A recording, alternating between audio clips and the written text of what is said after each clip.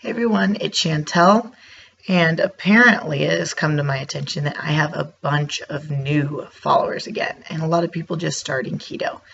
And always the biggest question, I feel like I answer this a million times, but I think this is the hardest one for us is that some people just aren't losing weight on keto. And I understand because when I first started keto for 2 months, I did not lose weight.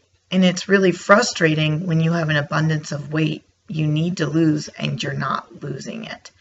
As I've told you guys, I started at 220 pounds and I couldn't afford to just dink around or hope that this worked, and maybe, I'll lose 20 pounds if I feel like it.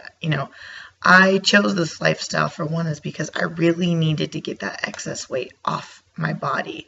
It was depressing. And it was also just debilitating to not be able to move and being tired all the time. So it was time for me to get that weight off. So I really understand when you guys say, I need to lose weight. I feel that. I understand that urgency. And I want to help you guys do that, but you also need to learn how to do it properly. So this isn't going to be the 5 tips to lose weight type video. It's just not going to happen that way because it doesn't really work.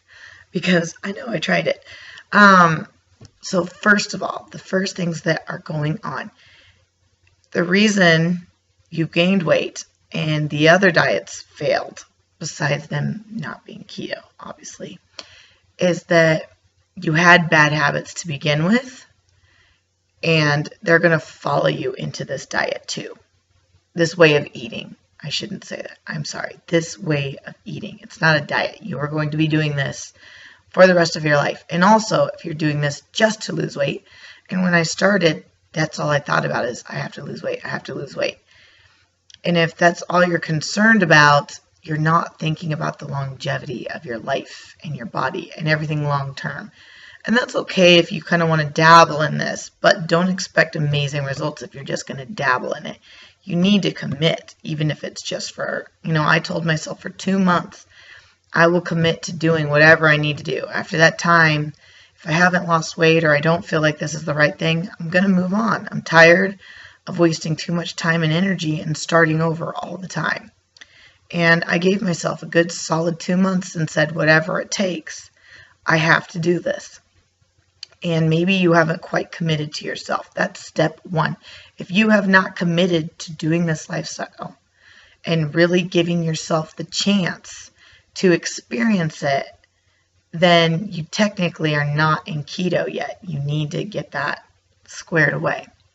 Second of all, the emotional side of things is, yes, food is the major part of it, but what you think about continually is what's really going to determine your happiness. Like if you're not feeling good inside and your environment is off, then you're not going to want to take care of yourself with food. When you're doing things that are making you happy and supporting your lifestyle, you naturally eat food to keep yourself happy, and eating good food makes your environment better. They go hand in hand. You can't have one without the other. So double check. Think about your environment. Am I happy at home? Am I happy at work? Am I hanging around with good people? You might need to let some people go for a while. If you're with friends who continually eat crap or talk about crap all the time, you're ingesting that emotionally all the time. And when you come home, you're thinking, I feel like crap. I'm going to eat like crap. Or I feel awesome. I feel good. I want to treat my body the way I deserve to feel. Those are huge components, the biggest components. Before I can talk about anything else, you've got to get those things right. And that was a big part of my life is I was just surrounding myself with negativity.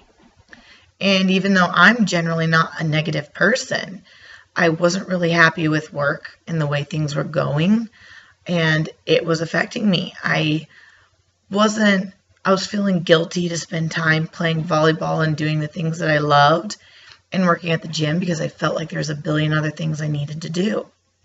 Even though I've always been fairly active, I needed to be more regiment about the work that I actually needed to be doing, like actually lifting weights and things like that. Or actually, I needed to take a break, to be honest. I needed to stop doing some of the things I was doing. And you're going to need to do those for a little while. And, that's okay. And taking some time out for you is perfectly fine. Now, let's get into the food-related stuff. If you're on keto and you're not losing weight, the biggest things I have found that kept me from losing weight was not exactly was I counting carbs to the nth degree, because I can tell you that sometimes I had more carbs and I lost more weight. And it doesn't have to do with hitting those low numbers, making sure you're under 20 grams. And I think it's because it's the focus. It's not that I wasn't.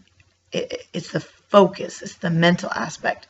Is when I tend to not lose as much weight, I had more dairy and I had more nuts, because those were easy, and they're the good mouthfeel that I could probably just sit and snack on nuts all day. But the second thing too is they're really easy to overeat. I don't just feel done. In fact, if I'm going to do nuts, I buy them in package form, because I will eat this entire bag and I'll be like, oh, that's it, it's gone. And when I have a little bag, I'm just, okay, well, there's 200 calories, I'm done. But if I don't, and I'm guesstimating, I do a handful, and I can go back and I could do another handful.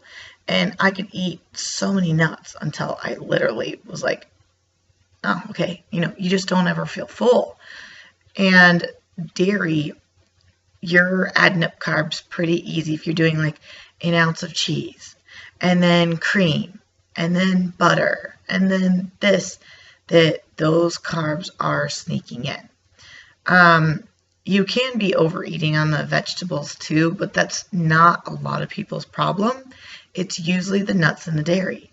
So when I got started, I gave them up entirely. I did not want anything to hinder my weight loss. And until I had a control, because that's what I was carrying in baggage from my past, is I would do good all week, and then when the weekends came, I would blow my diet to heck. And it was generally from overeating and feeling like I deserved a treat.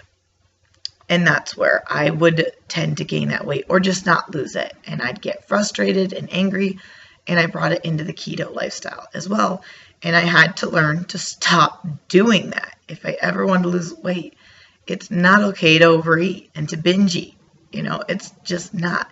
Now, yes, on keto, I can tend to eat a lot more. I can have way more protein. I can have way more food.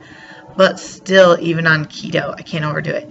The other thing is I tend to overdo it is I ate a lot of tomatoes. Tomato sauce, ketchup, anything to try and give my food more flavor to me. It was a lack of planning, and I didn't prep meals at all either. So I wasn't thinking about what I was eating and how I was doing it. And I just found I felt better, but I wasn't losing weight, or I lost a little bit, like 5-10 pounds, and then that was it. That's all I lost. It was like 10 pounds, like instantly, and because it was all water weight, and then nothing.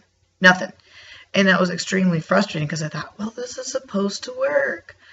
Well, it does work. I was just doing it wrong.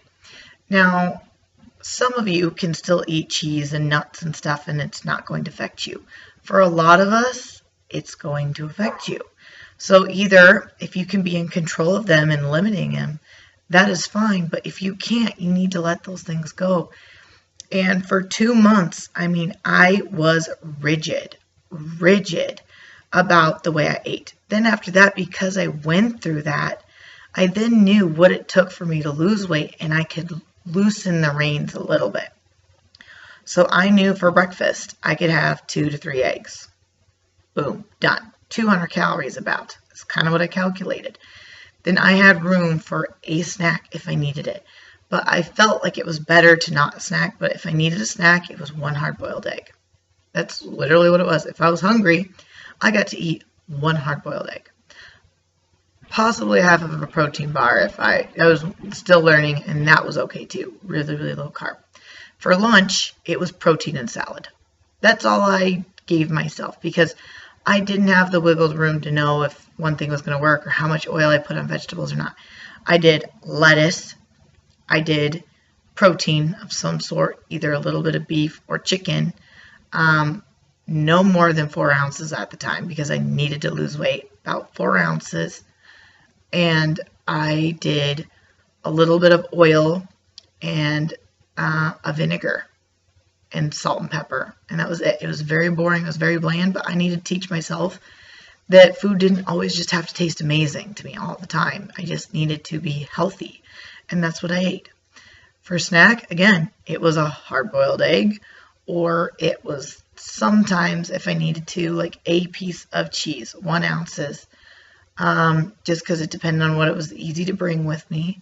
A lot of times it was just vegetables and a little bit of some kind of dressing, or I just snacked on veggies, or I gave myself a little bit of a protein bar.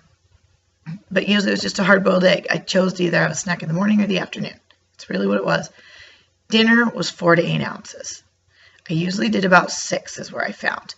And then I did vegetables, and I measured out my oil, about 1 tablespoon of oil on whatever vegetable and protein. And I ate that. And for the longest time, I decided to do no dessert. None at all. For 2 months. 2 months, no desserts. Why? Because I had an addiction. I wanted dessert. I felt like I had to have dessert. I needed dessert. No, you don't get any. Does that mean I didn't make anything special here and there? Occasionally. Occasionally I did, or I fell off. Yeah.